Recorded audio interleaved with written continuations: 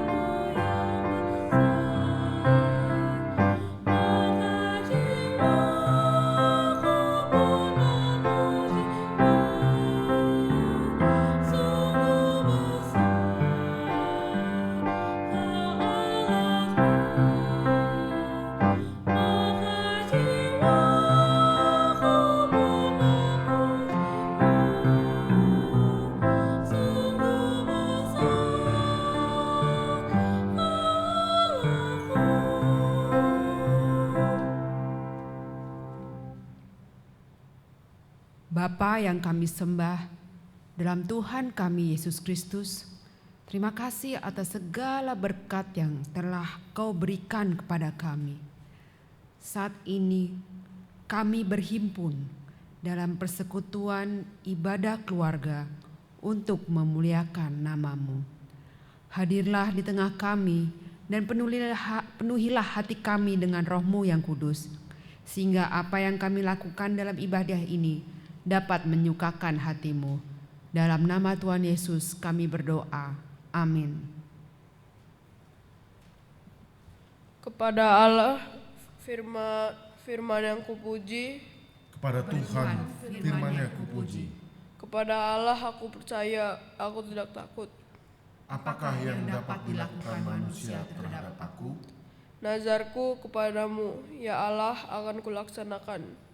Dan korban syukur akan kubayar kepadamu. Sebab Engkau telah meluputkan aku daripada maut, Bahkan menjaga kakiku sehingga tidak tersandung. maka aku boleh berjalan di hadapan Allah Dalam cahaya kehidupan.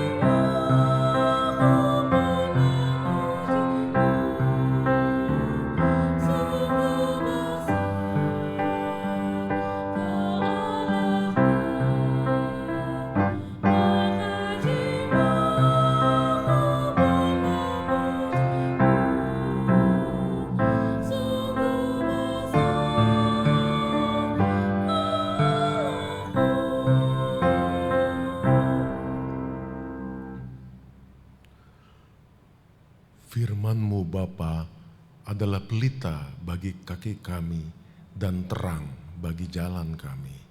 Malam ini kami berkumpul untuk membaca firman Tuhan bersama keluarga.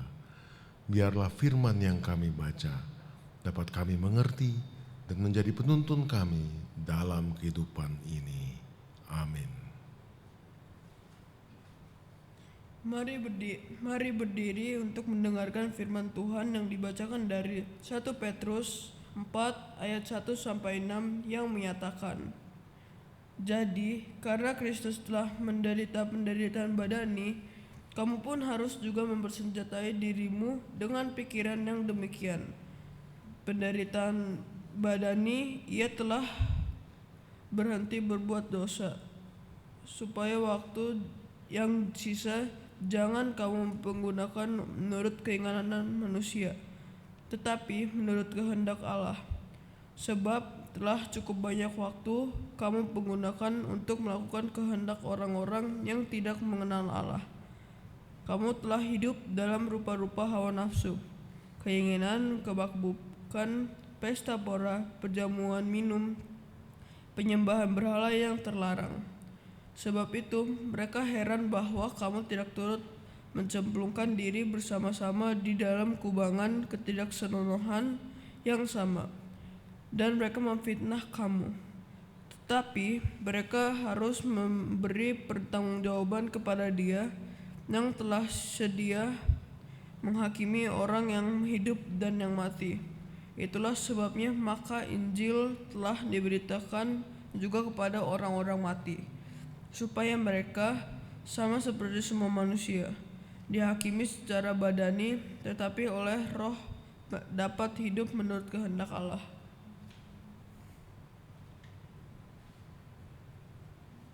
Jemaat kekasih Tuhan, yang menjadi judul renungan kita pada hari ini adalah siap menderita. Kalau ditanya siapa yang siap menderita, pasti semua kita akan katakan bahwa tidak ada yang siap. Apalagi siap menderita karena berbuat kebaikan. Ada banyak orang cenderung mencari kesenangan dengan mendapatkan kepuasan badani atau kepuasan duniawi supaya mereka terhindar dari penderitaan. Menikmati kesenangan dalam kehidupan duniawi tentu tidak sama dengan menikmati kebahagiaan di dalam Tuhan. Bacaan kita pada ayat keempat, Petrus menasihatkan agar jemaat di perantauan ini hidup berbeda dengan masyarakat kafir pada umumnya. Dikatakan dalam ayat 4, sebab itu mereka heran bahwa kamu tidak turut mencemplungkan diri bersama-sama mereka di dalam kubangan ketidaksenonohan yang sama, yang mereka memfitnah kamu. Orang-orang percaya yang hidup takut akan Tuhan justru mengalami cemoohan. Karena gaya hidup mereka berbeda dengan gaya hidup orang-orang kafir. Karena mereka mencari kesenangan duniawi. Sedangkan orang-orang percaya hidup dalam takut akan Tuhan seperti yang dikatakan di dalam ayat yang kedua. Supaya waktu yang sisa jangan kamu pergunakan menurut keinginan manusia, tetapi menurut kehendak Allah. Dalam kaitan dengan ini, kita bersama belajar bahwa menjadi seorang Kristen bukan berusaha menghindari diri dari penderitaan yang harus kita alami, tetapi menjadi seorang Kristen harus siap menanggung segala risiko iman kita, bahkan dalam menghadapi penderitaan sekalipun, mereka harus siap. Orang-orang Kristen di perantauan ini mengalami penderitaan karena mereka diperhadapkan dengan kondisi politik Romawi yang menjadikan orang-orang Kristen kambing hitam. Karena itu ketika kita membaca surat Petrus ini, kita dapat menemukan 3 alasan kenapa orang-orang itu menderita, atau orang-orang Kristen ini menderita. Alasan yang pertama adalah mereka menderita karena mereka adalah orang Kristen. Sebab pada waktu itu orang yang menjadi orang Kristen dianggap sebuah kejahatan. Kita bisa lihat di dalam pasal 4 ayat 16, dikatakan di sana, tetapi jika ia menderita sebagai orang Kristen, maka janganlah ia malu, melainkan hendaklah ia memuliakan Allah dalam nama Kristus itu. Jadi menjadi orang Kristen ternyata tidak mudah di dalam kondisi masyarakat kafir dan pemerintahan yang penuh dengan kesewenangan. Sehingga walaupun orang-orang Kristen sering dikambing hitamkan, mereka tetap dinasihati untuk setia kepada Allah. Karena penderitaan badani itu hanya sementara. Tetapi kehidupan kekal itu adalah jaminan yang dijanjikan kepada orang-orang percaya.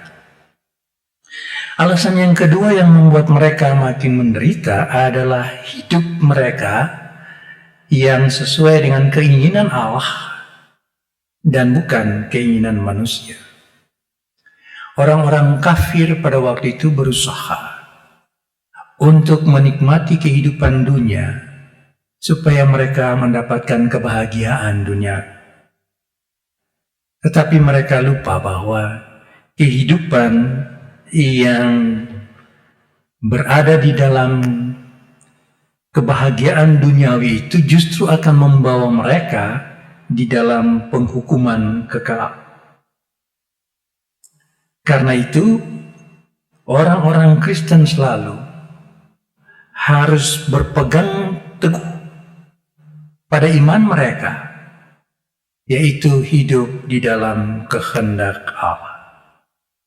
Seperti yang dikatakan di dalam ayat 2 tadi. Dan alasan yang ketiga kenapa mereka menderita, karena gaya hidup mereka yang berbeda. Mereka selalu ingin melakukan yang benar. Berbeda dengan orang-orang kafir pada waktu itu, yang selalu mau melakukan yang tidak senonoh dalam ayat 4 yang kita telah baca tadi. Karena itu, kehadiran orang Kristen dalam menyatakan kebenaran dan hidup yang takut akan Allah, ini ternyata menimbulkan kebencian bagi orang-orang yang tidak taat kepada Tuhan dan hidup di luar Allah. Nah, pada hari ini kita diajar untuk bagaimana ketika sebagai orang percaya kita harus melakukan yang benar, tetapi kita akhirnya menderita karena kita memilih untuk melakukan yang benar.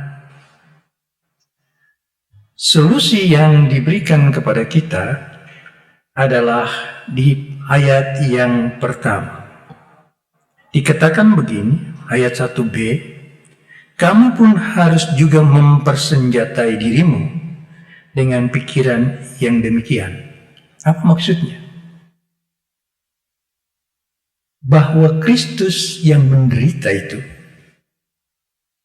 adalah untuk keselamatan orang-orang percaya. Ia menderita sampai mati, bahkan mati di kayu salib. Karena itu, orang-orang percaya ketika menghadapi penderitaan, mereka juga harus ingat bahwa Kristus lebih dulu menderita bagi mereka.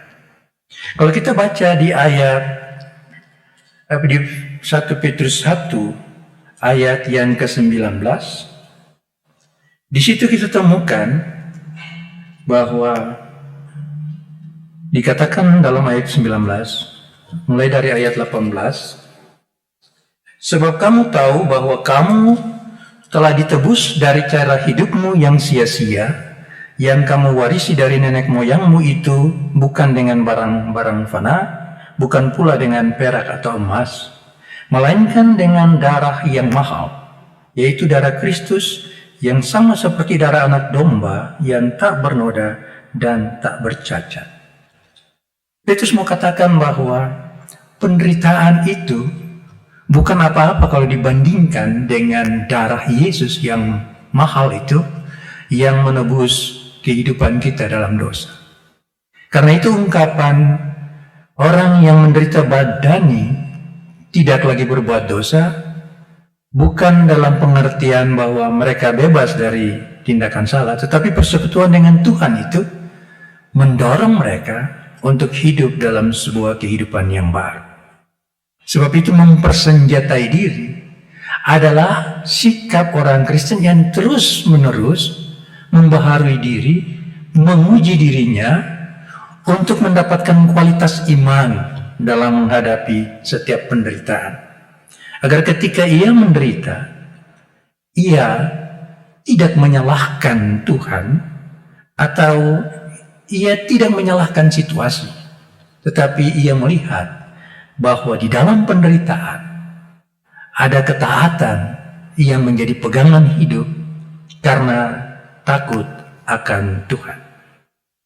Solusi yang kedua dalam menghadapi penderitaan adalah seperti yang dikatakan dalam ayat 2 tadi.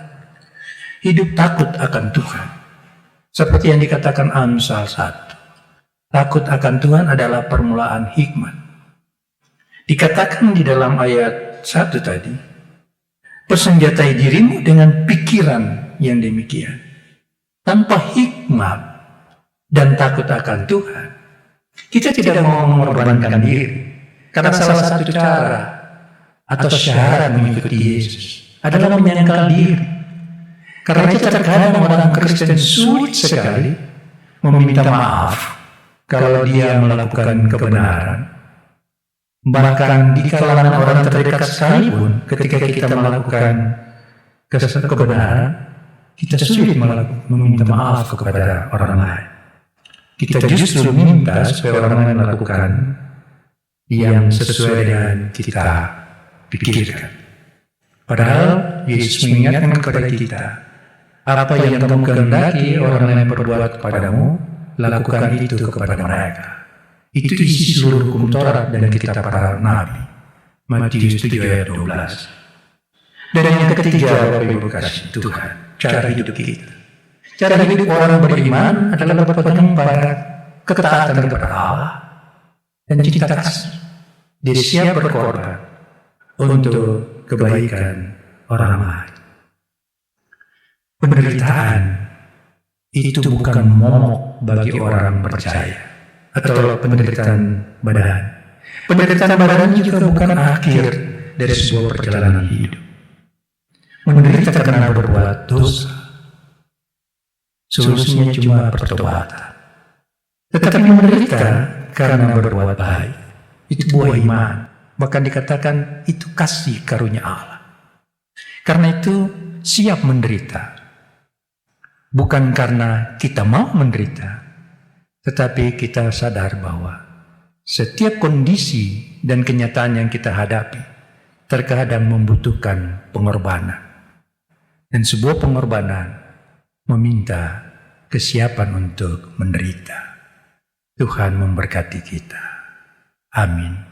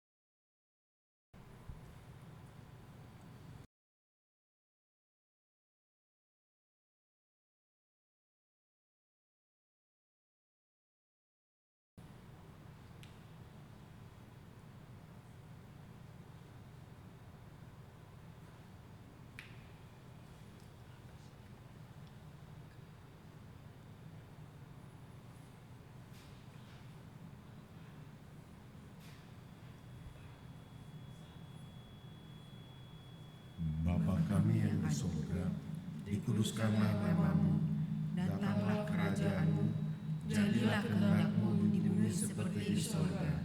Berikanlah kami pada hari ini makanan kami yang secukupnya, dan ampunilah kami akan kesalahan kami, seperti kami juga mengampuni orang yang bersalah kepada kami. Dan janganlah membawa kami ke pencobaan, tapi lepaskanlah kami dari bahaya.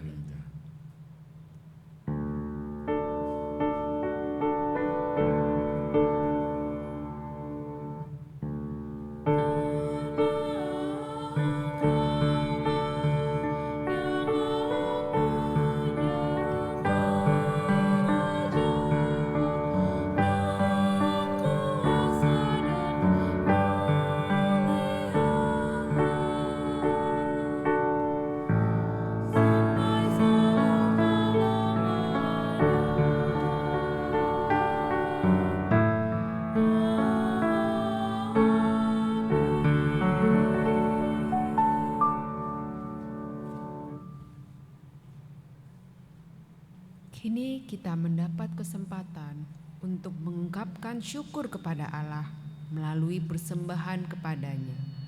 Mazmur 54 ayat 8 menyatakan, "Dengan rela hati aku akan mempersembahkan korban kepadamu, bersyukur sebab namamu baik ya Tuhan."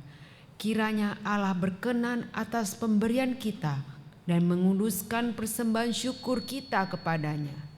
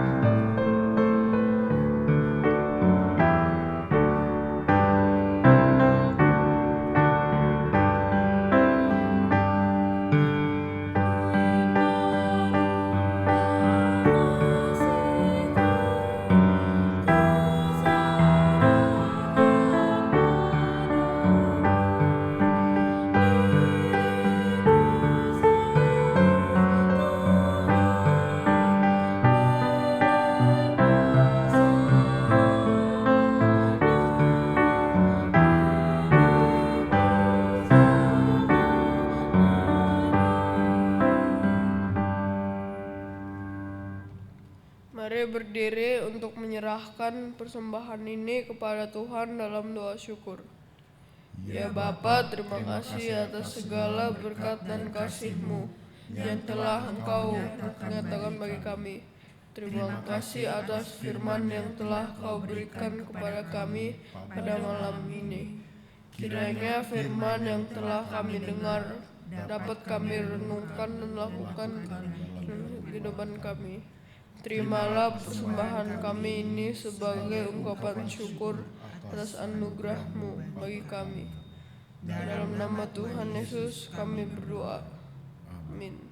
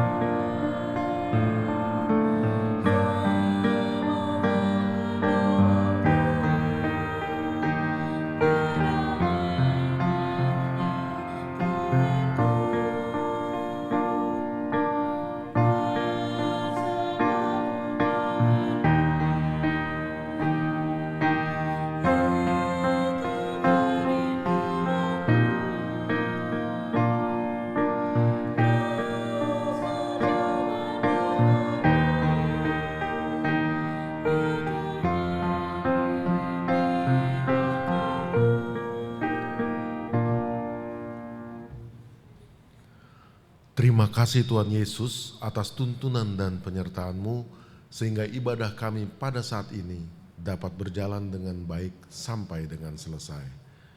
Kiranya kasih karunia dari Bapa kita dan dari Tuhan Yesus Kristus menyertai kita semua dari sekarang sampai selamanya. Amin.